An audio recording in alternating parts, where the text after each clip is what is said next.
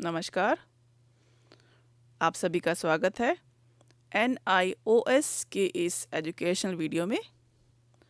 सभी बच्चे जो आज देख रहे हैं, आज हम मैथमेटिक्स विषय पढ़ने वाले हैं। मैथमेटिक्स में हमारा पार्ट नंबर 3 है।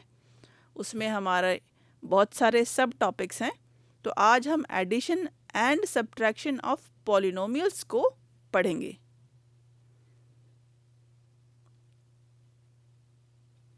उसी को समझेंगे।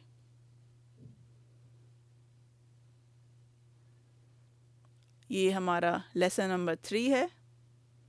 बुक तो सभी जानते हैं, सबने हमारी किताब देखी है सेकेंडरी लेवल की। ये हमारी बुक है। उम्मीद है आप सभी के पास यह किताब होगी। किताब का कोड नंबर है 216216। आज हम सबसे पहले एडिशन और सब्ट्रैक्शन ऑफ पॉलिनोमियल्स को समझने के लिए जो बेस है, जो मुख्य बातें हैं, उनको समझेंगे। इस वीडियो में हम जमा और घटा को समझेंगे। पॉलिनोमियल्स में किस प्रकार जमा की जाती है, किस प्रकार घटा की जाती है, और साथ ही साथ उस बेसिक नॉलेज के साथ में जो एक्सपेक्टेड बैकग्राउंड नॉलेज होना चाहिए, वो ये हैं जो हमें पहले से पता होना चाहिए। सबसे पहले हमें नंबर सिस्टम का नॉलेज होना चाहिए, और जो फंडामेंटल ऑपरेशंस हैं, जमा घटा गुणा भाग, इनके बारे में हमें पता होना चाहिए पहले से।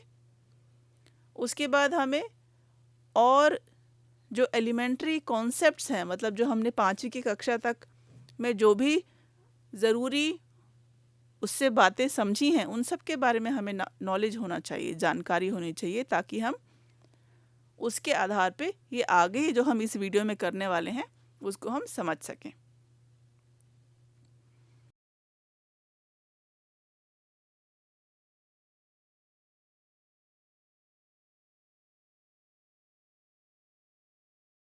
अब हमारा विषय शुरू होता है, पॉलिनोमियल।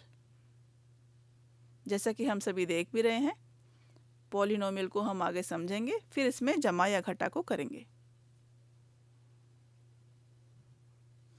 देखिए शब्द पॉलिनोमियल, यह जो शब्द है, इसको यदि हम ब्रेक करें तो ये 2 शब्दों से मिलकर के बना है। पॉली का अर्थ है मैनी, और नोमियल शब्द का अर्थ है टर्म्स को नोमियल कहा जाता है। किसी एक एक्सप्रेशन में कितनी टर्म्स है, उसके आधार पे हम उसको अलग से नाम देंगे। अब देखिए, अब यहाँ पे आपको पॉलिनोमियल शब्द को पहचानना है। वो हाँ है कि ना है, मतलब अर्थात वो है या नहीं है। अब 3x अगर आपको कहा जाए तो ये पॉलिनोमियल है कि नहीं है। उसी तरह से 5xy यदि आपको दिया जाए और कहा जाए कि यह पॉलिनोमियल है कि नहीं है, तो आप सोच करके क्या बताएंगे, हाँ या ना? क्या उत्तर देंगे आप? हो सकता है थोड़ी सी आपको शंका हो, कंफ्यूजन हो।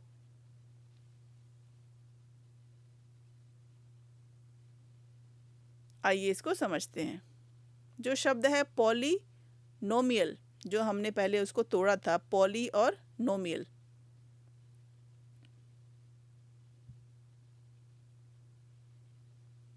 पॉली का अर्थ है मैनी, और नोमियल का अर्थ है टर्म। ये तो हम सब जानते हैं। अब टर्म, कितनी टर्म है हम जानते हैं।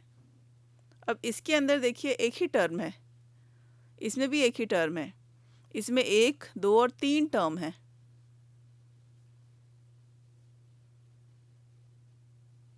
ये भी टर्म है, ये भी टर्म है, ये भी एक टर्म है। तो इसमें तो मैनी आपको दिख रही हैं, अर्थात एक से ज़्यादा दिख रही हैं, पर इसमें सिर्फ एक है, इसमें भी एक है। तो ये तो आप कह सकते हो कि यस, हाँ ये पॉलिनोमियल है। इसमें नो नहीं आएगा, उत्तर हाँ में आएगा। पर देखिए दूसरा जो है भाग और पहला जो भाग, वो भी पॉलिनोमियल कहलाएगा, कारण क्योंकि पॉलिनोमियल में ही हमने टर्म्स पढ़ी थी, एक टर्म हो या दो टर्म हो या तीन टर्म हो या अधिक टर्म हो, तो एक टर्म वाले को भी हम पॉलिनोमियल के अंदर ही शामिल करेंगे। देखिए पॉलिनोमियल में एक दो तीन, जैसे कि यहाँ तीन टर्म हैं तो उसे पॉलिनोमियल कहा गया है।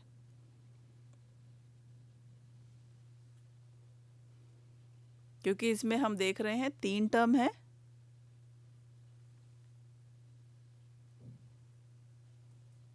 तो ये पॉलिनोमियल है। इसमें केवल एक टर्म है तो इसे मोनोमियल कहेंगे। तो ये भी एक पॉलिनोमियल का ही प्रकार है। It's a one term polynomial. अगर किसी एक्सप्रेशन में एक ही पॉलिनोमियल हो तब भी वो पॉलिनोमियल कहलाएगा। यदि किसी एक्सप्रेशन में दो टर्म हो तो भी वो पॉलिनोमियल कहलाएगा। उसी प्रकार किसी में तीन हो या अधिक हो तो वो पॉलिनोमियल तो कहलाएंगे ही। तो इसलिए इसका उत्तर भी हाँ में ही आएगा। आगे बढ़ते हैं।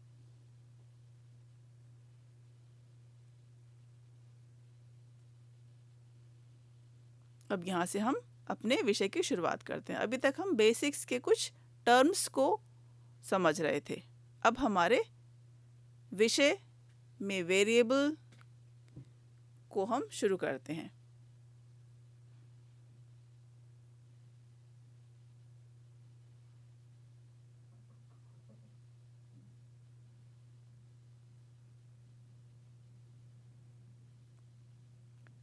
वन वेरिएबल क्या होता है?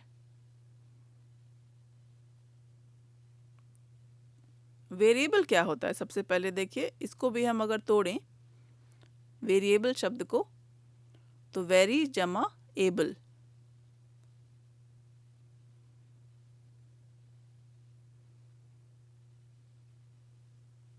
वेरी का अर्थ होता है चेंज, एबल का अर्थ होता है पॉसिबल होना, जिसे कहते हैं कर सकना। अगर हम किसी अंक को फिक्स कर दें और वो बदल ना पाए तो वो वेरिएबल नहीं होगा। जैसे हम सब की एज जो है हर साल बढ़ती है, हर साल एक नंबर बढ़ जाता है उम्र में, तो हमारी उम्र भी बदल रही है, तो उम्र एक वेरिएबल है। क्या हम हर समय एक ही उम्र के रहते हैं सारा जिंदगी भर? नहीं, उम्र बढ़ती है, जैसे जैसे हमारी समय बढ़ता है हम बड़े होते हैं। तो जो चीज़ बदलती रहे उसको वेरिएबल कहेंगे। कुछ भी हो सकता है वो, उसमें एक वेरिएबल, दो वेरिएबल, तीन वेरिएबल, कितने भी वेरिएबल हो सकते हैं। अभी हम एक वेरिएबल वाले प्रश्नों को करेंगे। और हाँ, वेरिएबल ए से जेड तक में कोई भी अल्फ़ाबेट लिया जा सकता है। अगर आपने दो अल्फ़ाबेट्स लिए हैं तो दो वेरिएबल कहलाएंगे। अगर आपने तीन अल्फ़ाबेट्स लिए हैं तो तीन वेरिएबल होंगे। अब देखिए इसके अंदर सवाल में 6x वेरिएबल x है और इसमें भी वेरिएबल x है, तो दोनों में वेरिएबल एक जैसा ही है, तो जोड़ना बहुत आसान है। 6 और 7 को हम जोड़ देंगे, कितना हो गया दोनों को जोड़ने पर?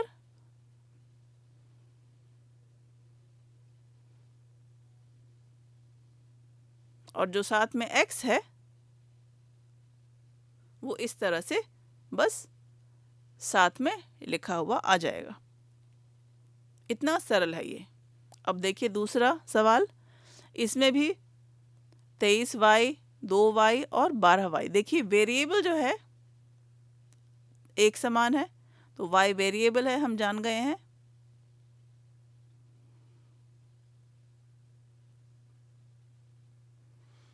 क्योंकि ये बदलता रहता है वेरिएबल, तो y भी अपने नंबर को, वैल्यू को बदल सकता है, तो यहाँ का वेरिएबल y होगा।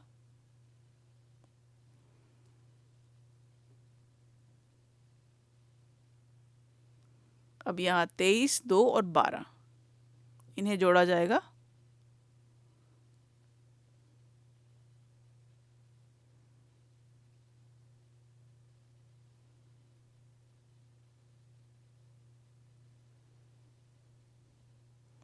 अब देखिए, जैसे हम क्लास में हमने जब बचपन में सेकंड क्लास में जमा घटा सीखी थी, उसी प्रकार से इसमें भी जमा की जाएगी। y को इस तरह से लिख देंगे, 2, 2 और 3 इनको जोड़ेंगे तो 7 बना, 2 और 1 3। तो ये हमारा उत्तर है।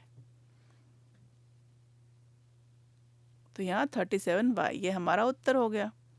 अब इसी तरह से अगला सवाल, इसमें देखिए 5x, 6x, 1x और 2x इनको जोड़ेंगे तो x क्योंकि एक समान है तो x को हमने लिख दिया नीचे। अब इनको अंकों को जोड़ दिया, 5 और 6 11 और 3 14। इतना सरल है इन्हें करना। अब देखिए अगला चौथा सवाल, इसमें भी 2x के बाद 3x, उसके बाद फिर 3x, उसके बाद 1x, उसके बाद 2x। अब इनको जोड़ेंगे, सबको जमा करना है। x एक समान है तो x लिखा हमने और इन सबको जोड़ दिया, तो ये हमारा उत्तर आ गया 11x। 11x हमारा उत्तर हुआ। तो इसी तरह से सबको जोड़ना बहुत ही सरल है।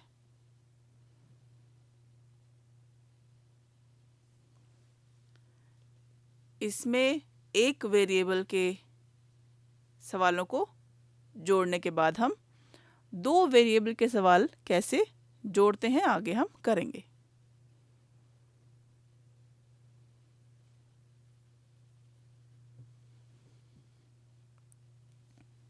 हम एक वेरिएबल की जमा सीख चुके हैं, अब एक ही वेरिएबल की घटा अर्थात सब्ट्रैक्ट सीखेंगे।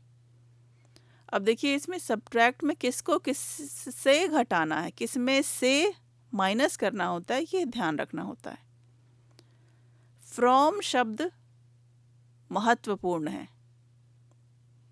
किसमें से घटाएं, किसको किसमें से घटाएं। तो फ्रॉम के बाद जो भी होगा आपका अंक या नंबर या टर्म, वह ध्यान देने वाली महत्वपूर्ण आपका नंबर है या एक्सप्रेशन है। क्योंकि यहाँ माइनस कर रहे हैं, आप घटा रहे हैं, माइनस कर रहे हैं, तो ये ध्यान रखना है हमें। अब जैसे किसको किस में से घटाएंगे, देखिए फ्रॉम के बाद 7 लिखा है तो 7 को पहले ऊपर लिखेंगे और पहले 6 लिखा है तो उसको बाद में लिखेंगे, क्योंकि फ्रॉम के बाद का नंबर पहले लिखा जाएगा। इसमें यदि हमने गलती करी तो सवाल का उत्तर गलत मिलेगा, तो ये हमें बहुत ध्यान रखना है। तो हमारा उत्तर मिला 1x। अगर हम पहले जो एल्जेब्रिक एक्सप्रेशन है उसको पहले लिखेंगे और बाद वाले को बाद में, तो हमारा उत्तर गलत हो जाएगा। अब इसमें देखिए 52y माइनस 23y,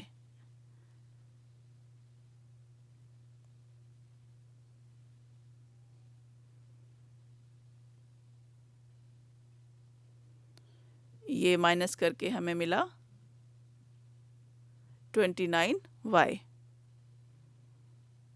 तो ये हमारा उत्तर हमें प्राप्त हो गया।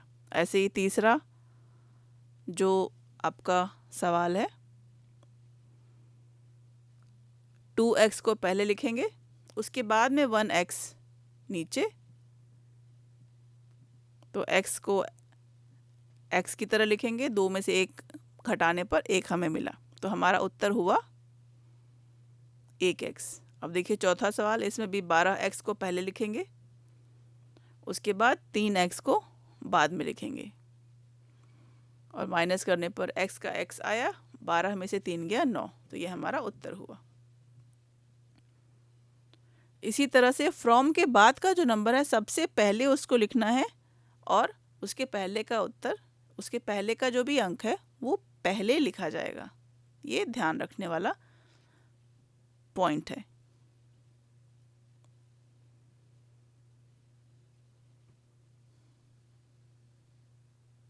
आइए, एक वेरिएबल की जमा और घटा हम समझ चुके हैं। अब हम दो वेरिएबल की जमा और घटा कैसे करेंगे यह समझते हैं। हम सभी ने पहले x, y, z के अलग अलग सवालों को किया। अब हम यहाँ पे दो वेरिएबल्स वाले सवालों को करेंगे।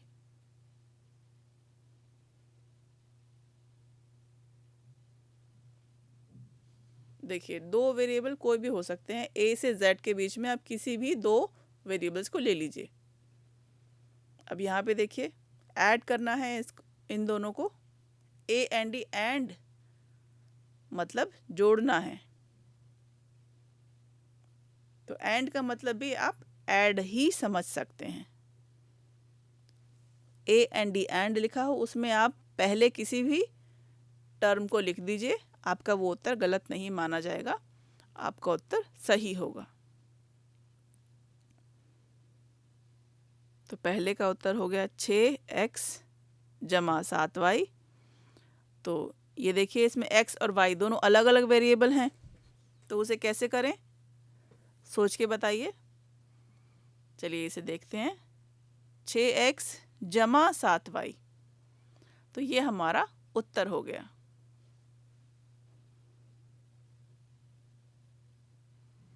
x हो चाहे y हो, हमने उसको इसी तरह से लिखना है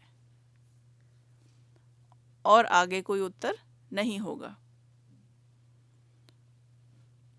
आप अगर इसमें और किसी वेरिएबल को जोड़ना चाहें तो भी जोड़ सकते हैं। अब देखिए, दूसरे सवाल को देखते हैं।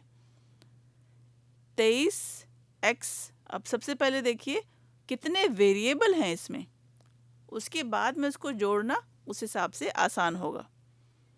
वेरिएबल के हिसाब से आप उन्हें जोड़ेंगे। देखिए, पहले सवाल में तो दो ही वेरिएबल थे, तो यही हमारा उत्तर हुआ। अब जो दूसरा सवाल है, इसमें वेरिएबल है हमारे x है, y है और x y तीनों में अलग अलग है, तो भी हमारा उत्तर इसी तरह से तीन टर्म्स में आएगा। 23x, उसके बाद जमा 2y, फिर जमा 12xy। उसमें और कुछ नहीं जुड़ेगा, तो उसी तरह से हमारा उत्तर यहाँ पे आ जाएगा। आइए तीसरा सवाल देखते हैं।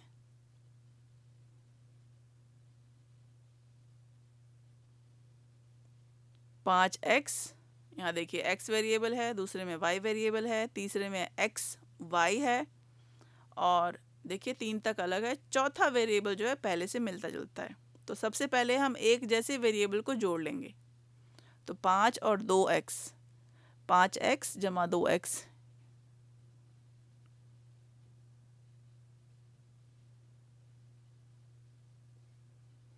तो ये हमारा 5x और 2x को जोड़ने पर 7x मिला।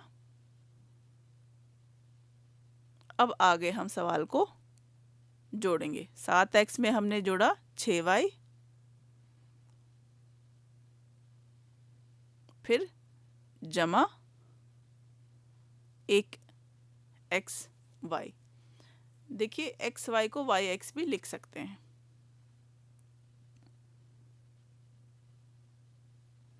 हम xy और yx दोनों, अगर गलती से कभी आप ऐसा लिख देते हैं तो वो गलत नहीं है, क्योंकि दोनों के बीच में गुणा का निशान है, तो दोनों को ही सही माना जाएगा।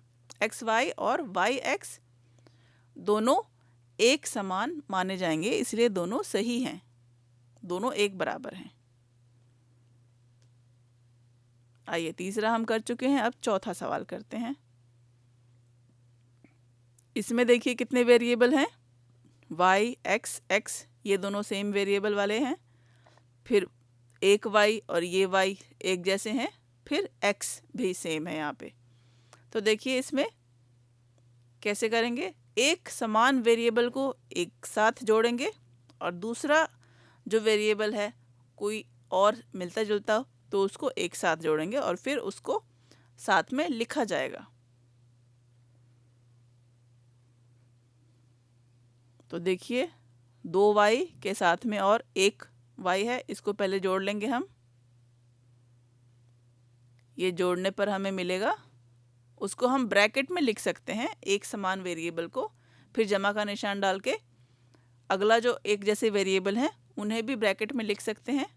जैसे यहाँ पे 3x और 2x है।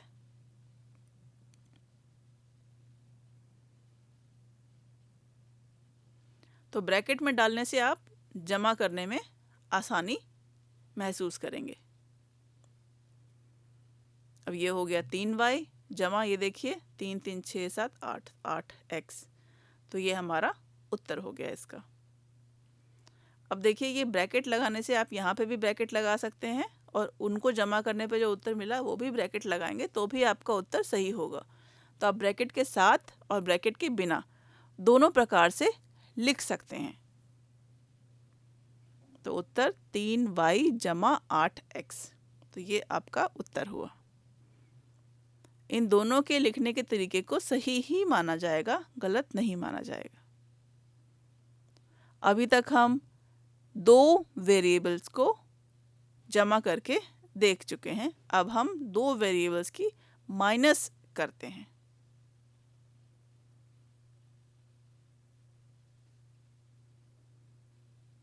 दो वेरिएबल की जमा हमने सीख ली, अब माइनस कैसे करेंगे आइए हम करते हैं। इसमें भी देखिए सबट्रैक्ट मतलब माइनस करना है और हम जानते हैं फ्रॉम शब्द को ध्यान से करना है। किसमें से घटाया जाए तो वो पहले आएगा और 6x बाद में आएगा।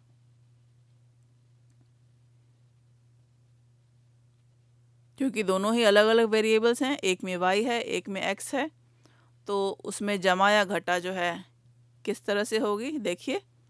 तो उसको एज इट इज़ लिखा जाएगा। जैसे 7y है, 7y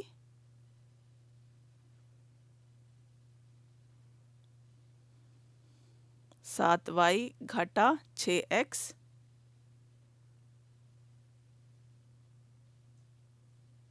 तो ये आपका उत्तर होगा 7y घटा 6x या 7y माइनस 6x। ये आपका सिंपल सा आंसर है। क्योंकि इसमें जमा नहीं हो सकती और वेरिएबल्स अलग हैं तो इसको इसी प्रकार लिखा जाएगा। अब देखिए इसमें दूसरे सवाल में भी फ्रॉम के बाद 52y है। तो फ्रॉम के बाद जो भी आपका टर्म है फ्रॉम के बाद का वो पहले लिखा जाएगा क्योंकि उसमें से घटाना है।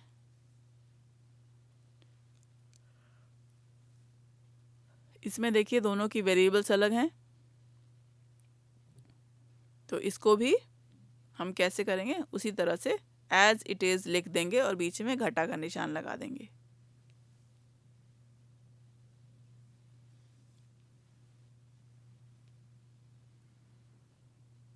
तो ये हो गया 52y माइनस 23xy। पर एक बात जो हमें ध्यान में देनी है कि यहाँ पे फ्रॉम बहुत महत्वपूर्ण है। अगर इसमें गलती हो गई तो हमारा उत्तर गलत हो सकता है। अगर हमने गलती से जैसे पहले वाले सवाल में अगर हमने 6x को पहले लिख दिया और 7x को बाद में लिखा तो उत्तर बिल्कुल ही गलत होगा। उसी तरह से फ्रॉम के बाद का जो भी टर्म है वो पहले ही लिखना होगा। तो फ्रॉम से पहले के भी टर्म को बाद में लिखना ज़रूरी है। अगर इसको भी हमने गलत कर दिया, 23 को पहले कर दिया 52 को बाद में, तो ये उत्तर भी गलत हो जाएगा। इसलिए बहुत ध्यान रखने वाली जो बात है, फ्रॉम शब्द के बाद जो भी कुछ लिखा है वो हमें ध्यान से देखना है और उसी को पहले लिखना है, क्योंकि ज़्यादातर बच्चे इसी में गलती कर देते हैं। तो ये हमें बहुत ध्यान से इनको करना है। अब तीसरे सवाल में 2x माइनस 1xy ये हमारा उत्तर होगा। उसे आप ब्रैकेट में भी लिख सकते हैं इस तरह से, वो भी सही होगा, गलत नहीं माना जाएगा। चौथा सवाल देखिए, इसमें भी 12xy माइनस 3xy। अब ये देखिए, इसमें वेरिएबल xy एक जैसे हैं, तो इसको आप ब्रैकेट में इस तरह से लिख सकते हैं, ये भी सही है। और इसको हल भी कर सकते हैं, जैसे आपने जमा या घटा की थी, तो उसी तरह से इसे भी हम करेंगे। मैं यहाँ रफ में करके दिखाती हूँ।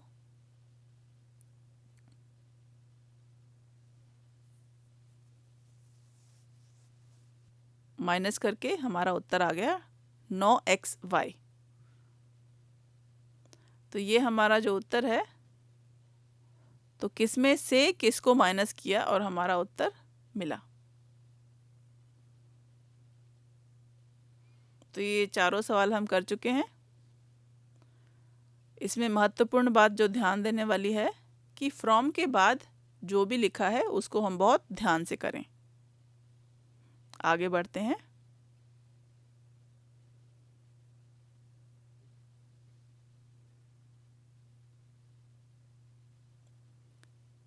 अब हम प्रैक्टिस सम करेंगे। ये आपको स्वयं करना है। कैसे प्लस करेंगे, आप सभी खुद प्लस करके इसको अभ्यास करिए। जैसे देखिए, इन दोनों को प्लस करना है तो इन दोनों में 2 टर्म है,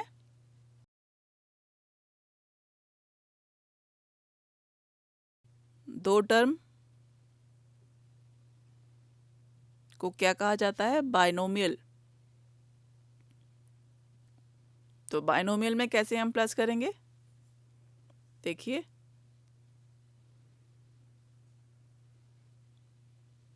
इस तरह से उनको एक के नीचे एक लिख करके आप जमा कर देंगे, जैसे साधारण जमा होती है। अब यहाँ देखिए, एक जहाँ कुछ नहीं है वहाँ पे एक होगा, तो इसलिए 1 जमा 1 उत्तर हमें मिलेगा 2, 2y² जमा, और ये हो गया 5 और 1 6। तो ये हमारा आंसर है। तो ये भी हमारा उत्तर बाइनोमियल में ही प्राप्त हुआ।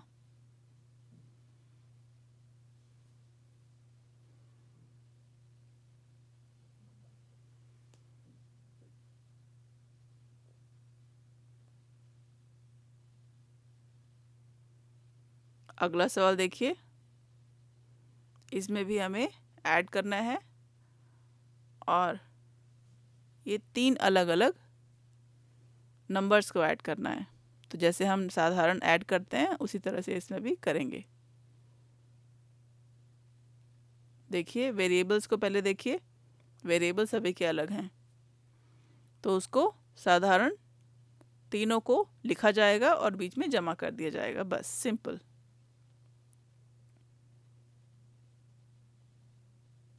तो ये हो गया 731 x की पावर 1 y की पावर 5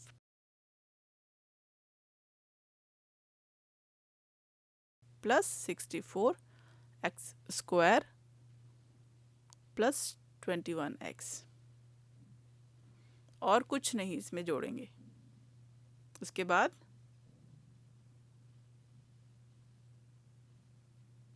आइए तीसरा सवाल देखें। पहले सबसे पहले वेरिएबल को देखिए, उसके बाद जोड़ दीजिए। इसमें भी वेरिएबल्स तीनों में अलग हैं, तो साधारण तरीके से सबको जोड़ के लिख दीजिए।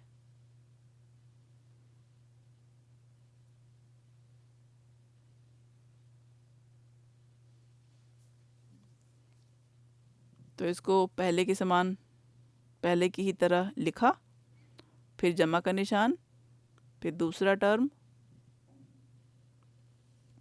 फिर तीसरा टर्म। बस ये हमारा उत्तर है। इसको आप ब्रैकेट में चाहें तो लिख सकते हैं।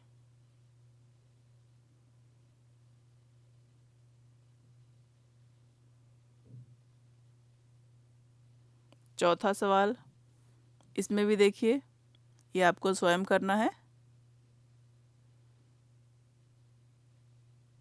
देखिए इसमें वेरिएबल y² एक जैसे हैं और बाकी अलग हैं।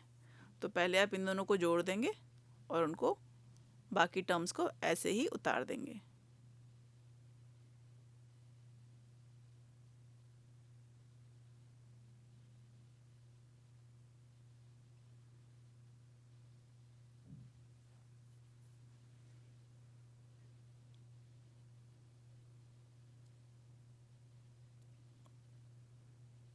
इसमें देखिए y² और ये y², इन दोनों को जोड़ेंगे।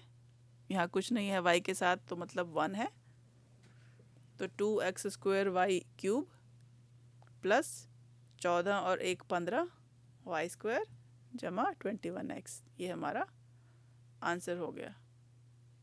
तो इसमें देखिए 1 2 3 टर्म्स हैं, तो ये भी पॉलिनोमियल कहलाएगा। ये तीनों इसमें टर्म्स हैं।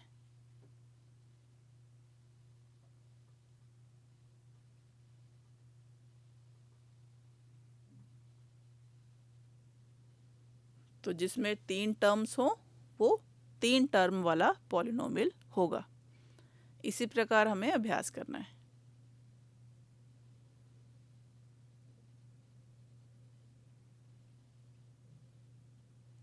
ये छठा सवाल आपको स्वयं करना है। उसी तरह से ये भी, आप सबसे पहले इसमें आप वेरिएबल्स को देखिए। एक जैसे वेरिएबल्स अगर हैं तो उन्हें जोड़ दीजिए, अगर अलग वेरिएबल हैं तो उनको उनके साथ में लिख दीजिए।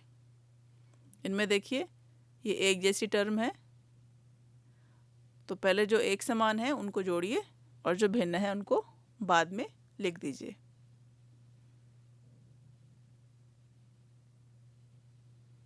तो एक समान टर्म्स को एक साथ में जोड़कर हल किया जा सकता है। आप सबको इनका अभ्यास करने के बाद में यदि आप चाहें तो ईमेल एड्रेस पर हमें मेल भी कर सकते हैं।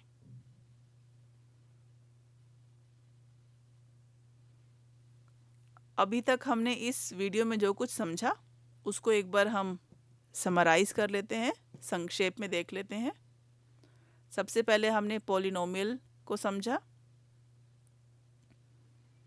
पॉलिनोमियल को समझने के बाद में हमने वेरिएबल्स को समझा और कांस्टेंट को समझा।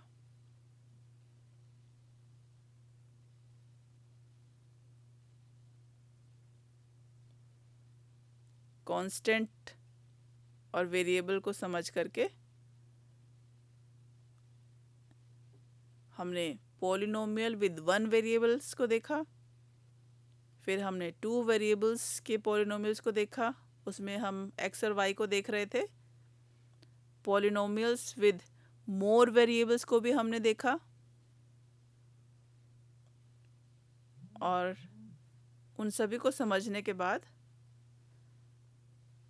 जैसे आप बड़ी क्लासेस में जाएंगे तो उसमें और अधिक वेरिएबल्स के सवालों को भी आप हल करेंगे। फिर हमने एडिशंस ऑफ पॉलिनोमियल्स किया, पॉलिनोमियल्स के सवालों को कैसे जोड़ा जाता है और घटा किया जाता है। उम्मीद है यह सब आपको समझ में आया होगा। अगर आपके मन में कोई शंका है या अभी तक जो भी हमने समझा कोई उसमें आपको परेशानी हुई हो, कोई सुझाव हो, तो आप हमें इस पते पर मेल कर सकते हैं signlanguage@nios.ac.in। आपके सुझाव आमंत्रित हैं। धन्यवाद।